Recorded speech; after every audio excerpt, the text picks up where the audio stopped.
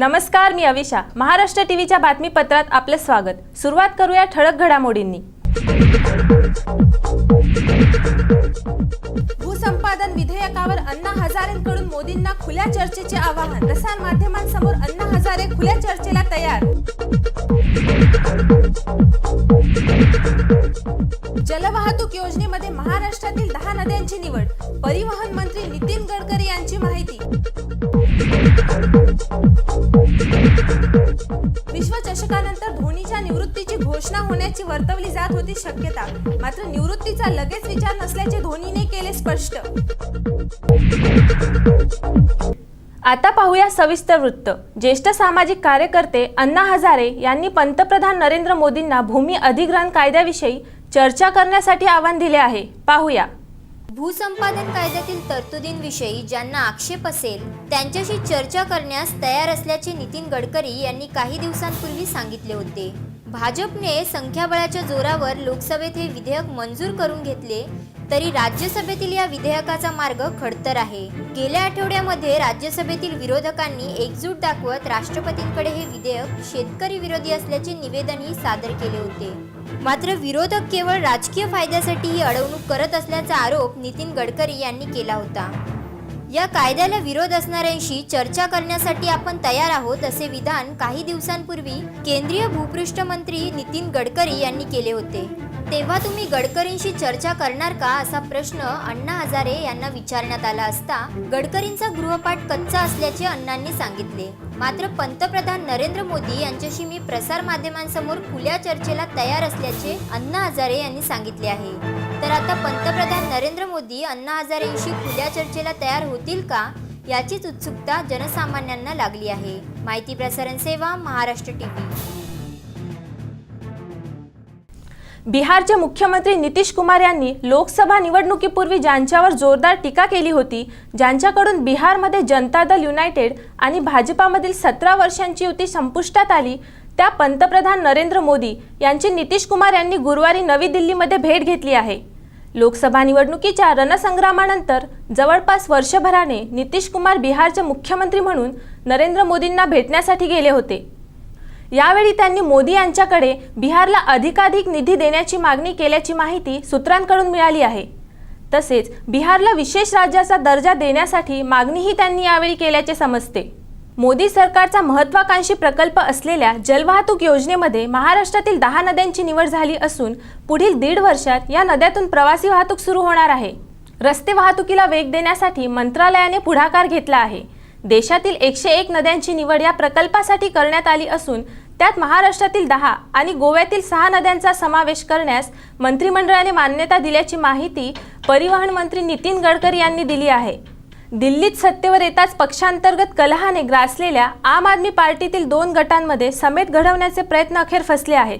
पक्षाचे संस्थापक सदस्य असलेले प्रशांत भूषण आणि योगेंद्र यादव यांनी राष्ट्रीय कार्यकारिणीचा राजीनामा दिला आहे, अशी माहिती ज्येष्ठ नेते आशिष खेतान यांनी दिली आहे. दरम्यान प्रशांत भूषण आणि योगेंद्र यादव यांनी राजीनामा दिल्याच्या माहितीला आपने दुजोरा दिला असून यापुढे त्या दोघांशी कसलीही चर्चा होणार नाही असे स्पष्ट करण्यात आले आहे. आता वेळ झाली आहे एका विरामाची. पुन्हा भेटूया अल्पशा विरामानंतर.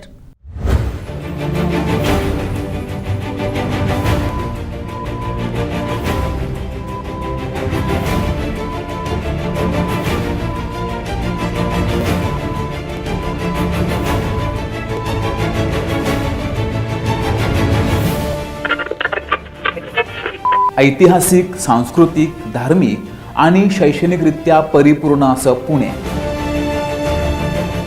यशवंतराव चव्हाणांची जन्मभूमी आणि कर्मभूमी, 7 ताऱ्यांचे नैसर्गिक रूप लाभलेले सातारा.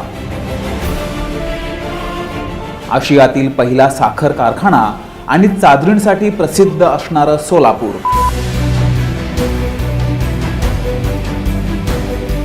शाहू महाराजांची कर्मभूमी, मल्लांची भूमी आणि कलानगरी म्हणून प्रसिद्ध कोल्हापूर.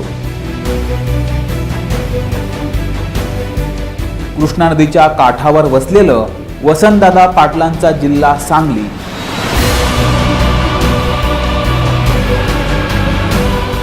महाराष्ट्रात सामील होण्यासाठी 50 वर्षाहून जास्त काळ सतत चळवळ करणारा कर्नाटक व्याप्त महाराष्ट्राचा भाग बेळगाव.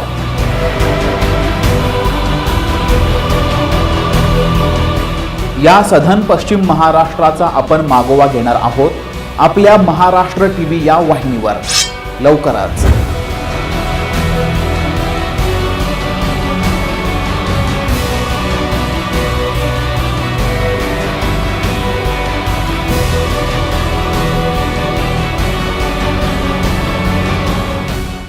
विरामानंतर आपले स्वागत. ठाकुर्ली स्थानकाजवळ झालेल्या तांत्रिक बिघाडामुळे धीम्या लोकल गाड्यांना लेट मार्ग लागला होता आणि दिवा स्थानकात प्रवाशांचा उद्रेक पाहायला मिळाला होता.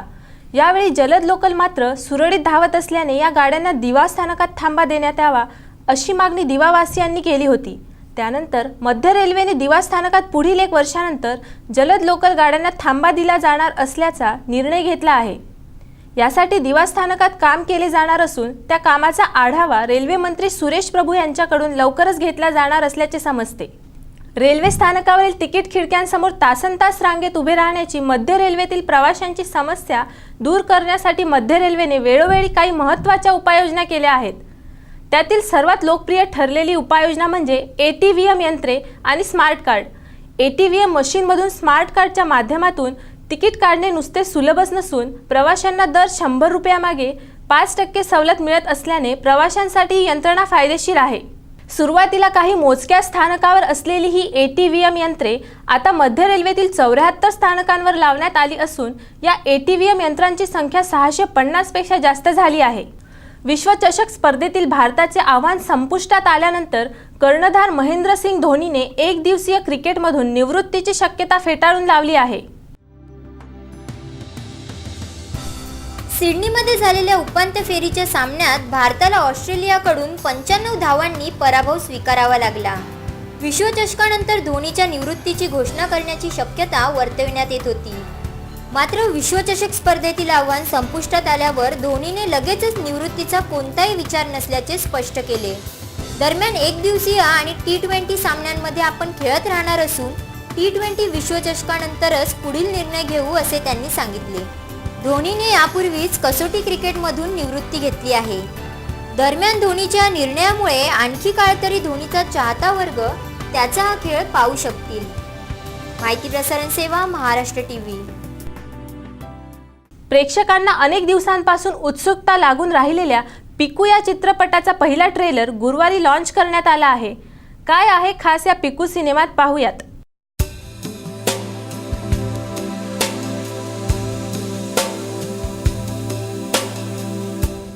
वडील आणि मुलीमध्ये असलेल्या अनोख्या नात्याचे अनेक कंगोरे या ट्रेलरमध्ये दिसून येतात.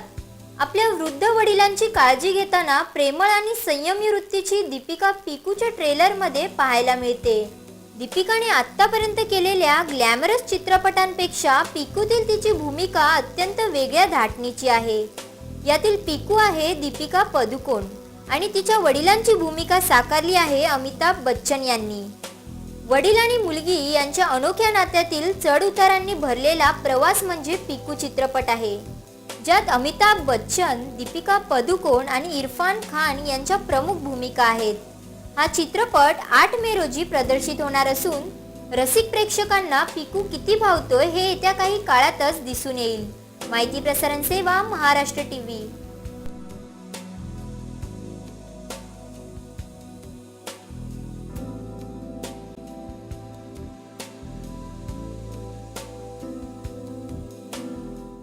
शेवटी पुन्हा एक नजर आजच्या ठळक घडामोडींवर.